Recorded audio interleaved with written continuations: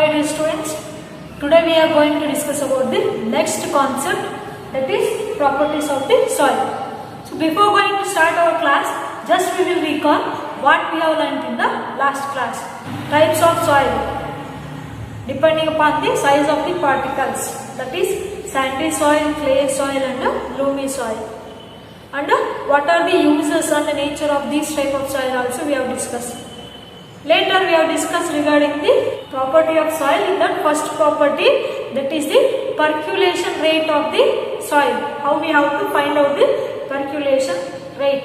Percolation is nothing but amount of water moves through the layer of a soil. We can consider as the percolation. Okay. Now we will move on to the next properties of the soil. That is the moisture in the soil. What do you mean by the moisture in soil? Yeah, moisture in soil is nothing but amount of water present in the soil. Okay. Yeah, as we know, the soil it is having the capacity to absorb the water, right? So amount of water present in a soil we can consider as the moisture. The moisture it is present in the soil? Let us check by doing one of the activity. So to do this activity we need certain materials. We need stand, boiling tube or test tube also we can call. Okay. Next burner, some quantity of the soil. Okay. Let us check now how does the moisture it is present in the soil. Okay.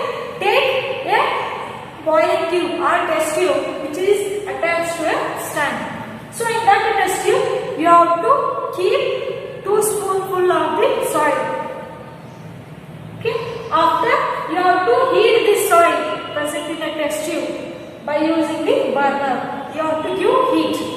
So after heating, after few minutes, the water present in the soil it will be evaporates and moves upwards. Later it will be condenses at the side of the test tube. Means water vapor they will be converted into water droplets. They will be present at the side of the test tube. Okay. From this activity, what did you observe? We came to know that soil it is having the moisture. Nothing but the amount of water which is present in the soil. Okay. This is the one of the property of the soil, that is moisture in the soil. Now we will move on to the next property of the soil, that is absorption of water by the soil. So as we know, when you pour water over the soil, some amount of water it will be absorbed. Remaining amount of water it will move through the different layers of the soil. Then how can we find out how much amount of water it will be absorbed by the soil? We can check by doing one of the small activities. To do this activity, we need some of the materials. That is, we need plastic funnel, filter paper, beaker, dropper and cylinder. And some quantity of the soil and water. Okay. Now let us check how much quantity of water it will be absorbed by the soil. Here, take a plastic funnel. Keep the filter paper into the funnel. Later, some amount of soil you have to pour in the funnel. Here, amount of soil I had taken, that is 50 gram. So, I will keep 50 gram of soil in this plastic funnel. Later, you have to pour the water. Here, in the cylinder, measuring cylinder, I have taken 10 ml of water.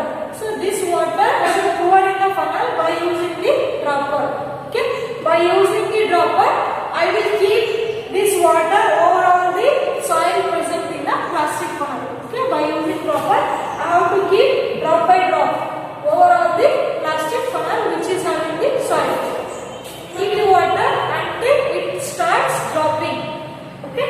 The water after complete absorption, the water it will starts drop from the funnel towards the container. How we can calculate the amount of water it will be absorbed by the 50 gram of water? So by using certain formula, we can calculate the amount of water absorbed by the soil. By using this calculation, now we can find out the amount of water absorbed by the soil. Let's check how much water it will be absorbed by the soil. See amount of soil. Here amount of soil we have taken the 50 gram. Okay. Amount of soil is 50 gram. Initial volume of the water. So in a measuring cylinder I had taken 10 ml of water. That is U is equal to 10 ml. Right. So after pouring some quantity of water into the soil by using the dropper, how much amount of water it is remaining in the measuring cylinder? That is, suppose if it is remain 5 milliliter, then volume of water absorbed by the soil is equal to U minus V. So this is equal to 10 minus 5 is equal to 5 ml. So volume of water absorbed by the soil, total 10 ml is there. In that 5 ml it is present in the cylinder, 5 ml it will be absorbed by the soil. Okay, next, percentage of water absorbed. How much percentage of water it will be absorbed by the soil? How we can find out this? By using the formula U minus V divided by total amount of soil what we have taken into 100. Just we will fill these values in this equation. U minus V divided by total amount is 50 into 100. Okay, this is equal to U minus V is that is equal to 5. 5 divided by 50 into 100. 0 0 cancel. 5 ones are 5 ones, remaining 10. This is equal to 10%. Percentage of water absorbed by the soil is that is equal to 10%. Okay, like this, in this manner we can calculate the percentage of water absorbed by the soil. Amount of soil they have given. Okay, amount of initial amount of water, how much it is remaining. Final amount of water after pouring the soil, that is remaining 5 ml is there. So putting these values in this form, volume of water absorbed by the soil, that is V minus U divided by 50. Here 50 is the total amount of soil we have taken into 100. Minus V is 5 divided by 50 into 100. 0 0 cancel.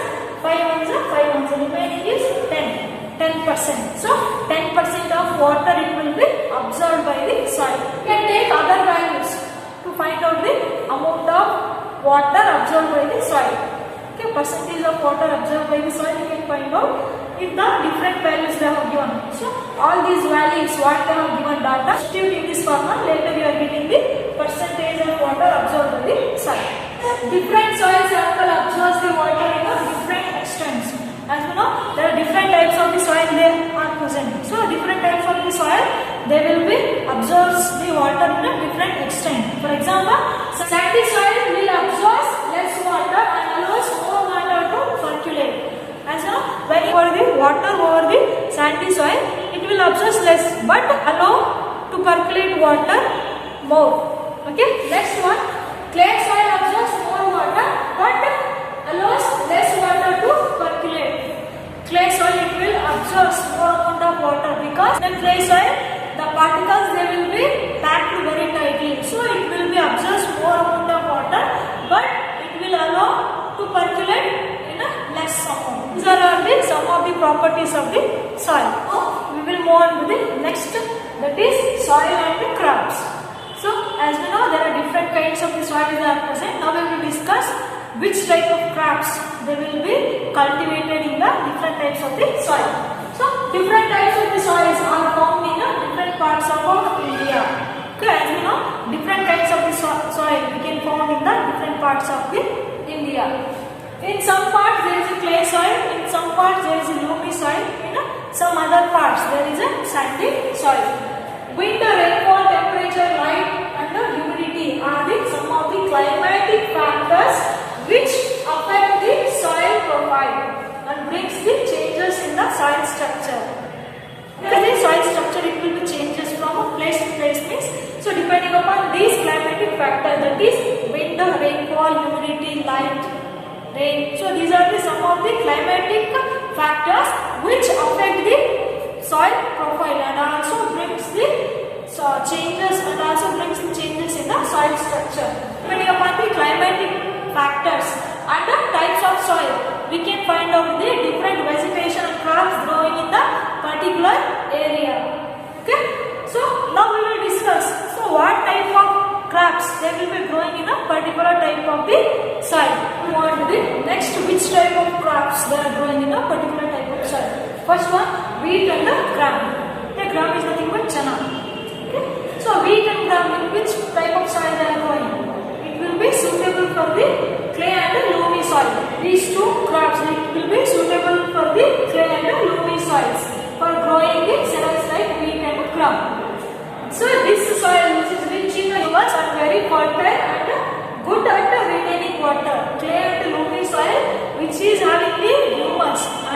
fertile, and water retaining it will be good. So wheat and crop they are growing in the clay and loamy soil. Next one, paddy and rice. Paddy it will needs the soil which absorbs more amount of water. So soil rich in clay and organic matter having a good capacity to retain water are ideal. Growing of the paddy and rice, clay soil it will be very suitable because clay soil it will absorb the more amount of water. It has a capacity of the retaining good amount of water in it. So paddy and rice they will be growing in the clay soil. Next one, that is the pulses. For lentils is nothing but masuls. So these are the some of the dals. Okay. For lentils and other pulses, loamy soil which is drain water easily required. For the growing of the pulses, loamy soil it is very essential. It can drain the water very easily. Okay. So pulses, loamy soil it will be very essential. Next one, cotton. Sandy loam soil it is very essential. Okay, loamy soil it is very essential for the growing of the cotton because it can hold plenty of air and water, which is essential for the growing of the plants. Okay, this is all about the crops which are growing in a particular type of the soil. Next concept, that is the soil erosion. So what do you mean by the soil erosion? The removal of the topmost layer of the soil we are considering as the soil erosion. See, how does the soil erosion it will be occurs? It will be occurred by the heavy rain or wind flow. Okay, certain climatic condition, the topmost layer of the soil it will be removed by the certain climatic condition, by the heavy rain or by the wind flow. Okay, by the snow. So these all it will be affect the soil, and also it will be caused by the deforestation. Deforestation is nothing but the cutting of the trees. As we know, trees they are holding the most of the soil through the roots.